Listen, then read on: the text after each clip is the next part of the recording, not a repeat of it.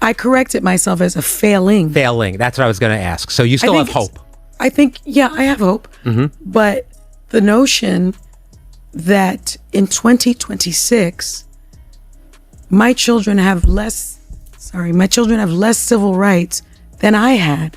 Maybe the problem isn't that America isn't worth defending. Maybe the problem is that lots of people today are entitled whiners who have no perspective and no idea how good they have it.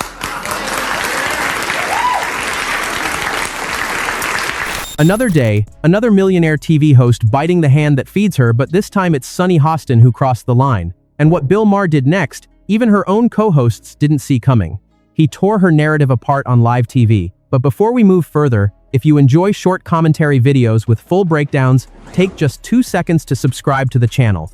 And now, buckle up, because this is where the whole argument falls apart. So you called America a failed experiment when you were on Friday. Well, and I corrected myself as a failing. Failing. That's what I was going to ask. So you still have hope. I think, yeah, I have hope. But the notion that in 2026, my children have less civil rights than I had. That's horrible and terrifying. That is terrifying. Yeah. And so any scientific experiment that you would take, because I've discussed this with my husband, because apparently he heard some of the blowback when I said it's a failing experiment. If an experiment is working, this type of thing doesn't happen. There are leaps forward, not backwards. So it is a failing experiment. Read her words again. She didn't say her life is worse. She didn't say her career is worse. She said her children have less civil rights than she did. Here's what she didn't tell that audience. Her son Gabriel is 22. Her daughter Paloma is 18. They grew up in that mansion behind iron gates. In a neighborhood, Sunny herself has openly called all white on national television. She even said she had to go down to the local police station and introduce her son to the officers so they wouldn't profile him while jogging. That's the civil rights crisis she's describing. And is it possible for a country to lose itself so much that leaving it is justified? Yes, but we're not there yet, not by a long shot, and we don't need quitters. We need people who will stay and fix it. Maybe the problem isn't that America isn't worth defending. Maybe the problem is that lots of people today are entitled whiners who have no perspective and no idea how good they have it.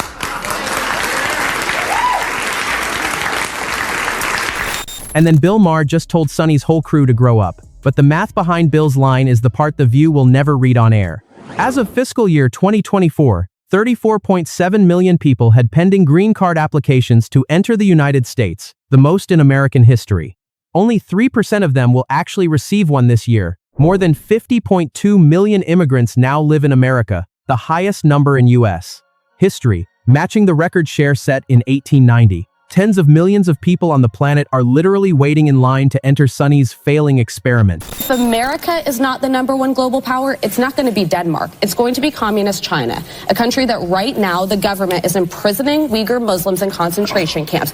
It is a deeply racist government. It's a human rights violating government. It is a government that if they are the leader of the free world, we are not a free world the way that we are right now. The notion of patriotism and the notion of America and the American flag has been co-opted by the right as if they are true patriots. But when I listened to Christopher Wray, the head of the FBI, he said white supremacy is the biggest domestic threat to this country.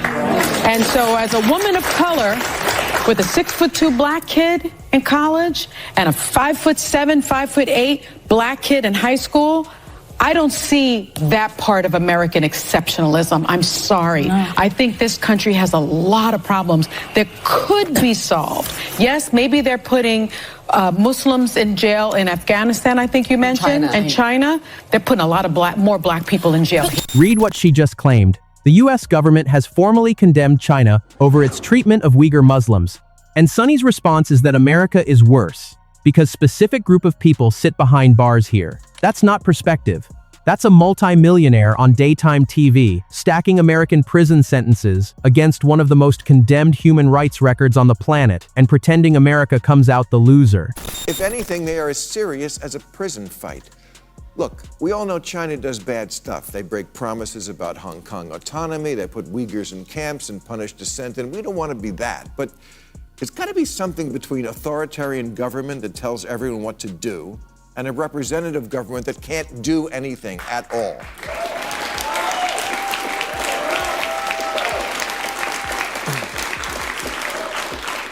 In 2 generations, China has built 500 entire cities from scratch, moved the majority of their huge population from poverty to the middle class, and mostly cornered the market in 5G and pharmaceuticals.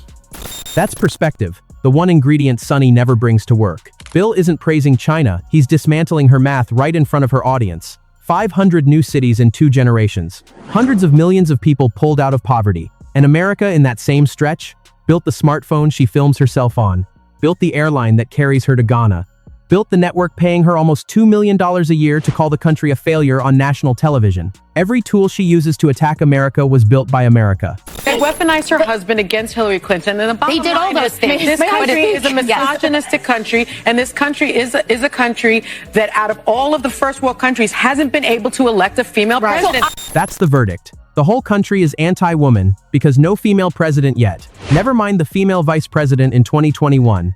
Never mind Hillary Clinton winning the popular vote in 2016. Never mind that one of the biggest daytime shows in America is run by 5 women, including a multi-millionaire Sunny Hostin.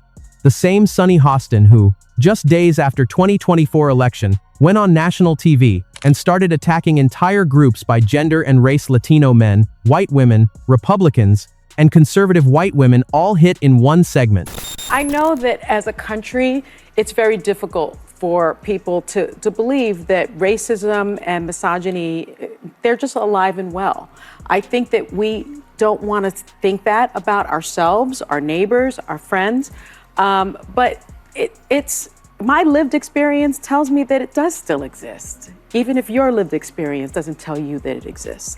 And you know, the facts support that. I think we have a graph. If you look at there's a clear racial divide in who voted for Trump as opposed to who voted for Kamala Harris.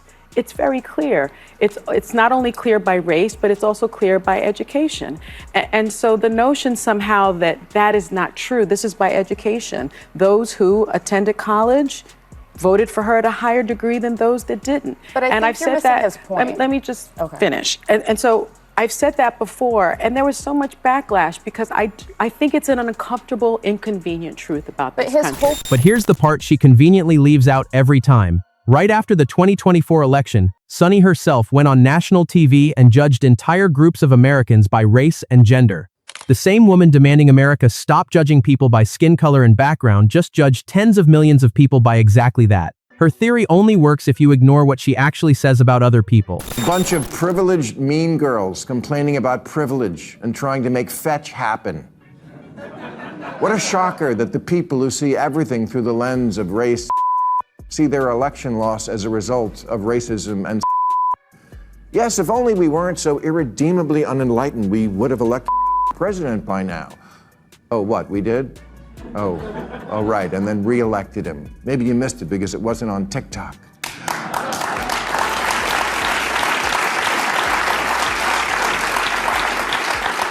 That landed because it's true. America elected Barack Obama twice. The first time, with the biggest popular vote majority any Democrat had received since Lyndon Johnson. And the women on The View act like that never happened. I do think that this division that we're If you creating. look like me, you would believe But differently. you know what, Alyssa, the woman. So, but just to understand, are we saying, do we think the vast majority of Americans are racist? That's what I'm trying to, help me understand. I think that there is a significant portion that are racist, and you can't dismiss my lived experience. And I never would when say. I would never. When I say that there are a lot of racists in this country, I I just agree. experienced my son walking down the beach being called the N-word several times in Florida. There is. One story, from one beach, used to prove a significant portion of Americans are biased. That's the standard of proof on daytime TV in 2026. And here's the bombshell Sunny conveniently never brings up on her show. On the PBS show Finding Your Roots, Sunny Hostin sat in a chair and discovered that her own fourth great-grandfather was a slave trader. Her ancestors owned slaves. The woman building a career on calling America biased comes from a family that personally helped run the slave trade. That's not opinion, that's recorded history. Bottom line, she managed to take a general observation that spouses of any stripe stick together and make it only about whites. And why? Because what else does she have? Nothing. She's not funny or smart or interesting, but she's an expert in calling people racist, so congrats on that. Gutfeld on his Fox show, he summed up Sunny's entire act in one sentence: her life stinks of classism, because watch what she actually does. Crime is on the rise? Just hire private security. Illegals are flooding the country? Don't live near the border. COVID? Just stay home forever. Schools suck? Hey, more idiots to watch The View. She's not a working-class liberal. She's a Manhattan Mansion liberal with a personal grocery service. And then Bill Maher does what no one on Sunny's own network has ever done. In Russia, just referring to the war in Ukraine as a war can get you 15 years in the fabulous prisons made famous by some of the world's most famous novels. You think America's evil because we didn't nominate Margot Robbie for an Oscar? Just wait till you get thrown out the window of your very own dream house.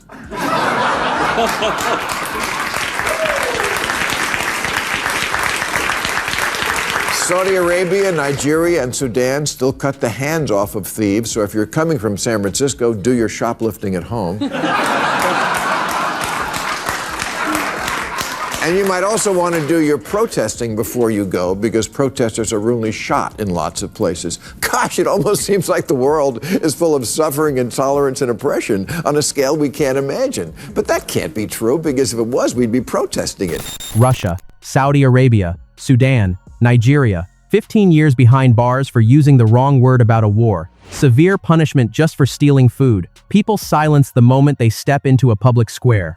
That is what real state control looks like. And in Sunny's failing experiment, she still has her show, still has her network, still has her Tudor mansion and a second home in Martha's Vineyard's Oak Bluffs, still walks home untouched after telling 2.5 million viewers the country is broken.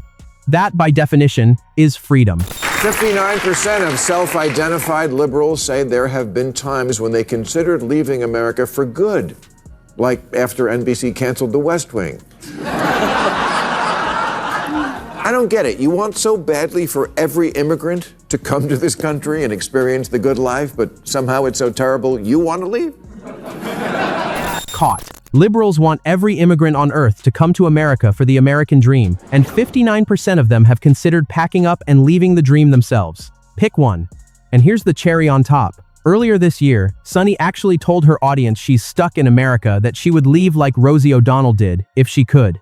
After her failed experiment rant, an online user offered to crowdfund her a one-way $320 ticket to Europe. She didn't take it, and we all know why. The failing experiment pays her almost $2 million a year. Let's get this straight. It's not me who's changed. It's the left, who is now made up of a small contingent who've gone mental and a large contingent who refuse to call them out for it. But I will. That's why I'm a hero at Fox these days.